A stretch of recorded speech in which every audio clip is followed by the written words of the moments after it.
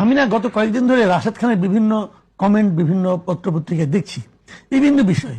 আমার ওনার কমেন্টগুলো দেখে আমার মনে পড়ে গেল একবার যে এই আওয়ামী লীগ যখন ক্ষমতায় ছিল তখন আওয়ামী লীগের একজন তথ্যমন্ত্রী ছিল হাসানুল হক ইনু।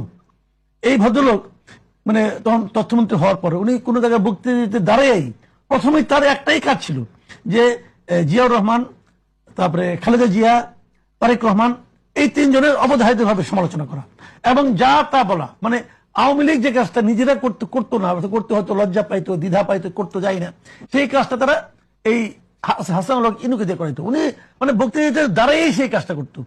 তো এখন আমার কাছে মনে হচ্ছে যে রাশেদ খান উনি কি বিএনপির ইনু কিনা, কারণ উনি ইদানিং নতুন ভাবে বিএনপিতে জয়েন করছেন, জয়েন করে নির্বাচনে থার্ড হয়েছেন, সেকেন্ড হইতে পারেন নাই।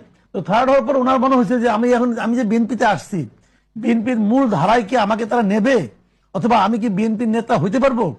এমন এক দল রে ভাই, এই গণ অধিকার পরিষদ। মানে আমি এরকম দল আমি আর মানে কখনো দেখি নাই।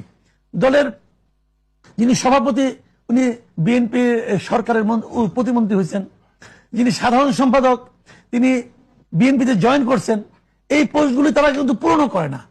ওইরকম দল মানে এটা যে মানে সাধারণ সম্পাদকে চলে গেছে, কারণ আবার কাউকে সাধারণ সম্পাদকের দায়িত্ব দিবে সে তো নাই রে ভাই, তাও কাউকে দেয় না। মুখপাত্র একজন আছেন, উনিও দেখি ফারুক হাসান, উনি এই কি বলতেছেন যে যেহেতু আপনার হাদির ভাই, উনি যেহেতু শরীফ ওমর হাদি, উনি যেহেতু সরকার একটা চাকরি নিচ্ছেন, অতএব উনি বেনিফিশিয়ারি, উনি হাদি হত্যার সঙ্গে জড়িত, এটা বলতেছেন এই ফারুক হাসান। মানে মোটামুটি মাথা আওলা আর কি।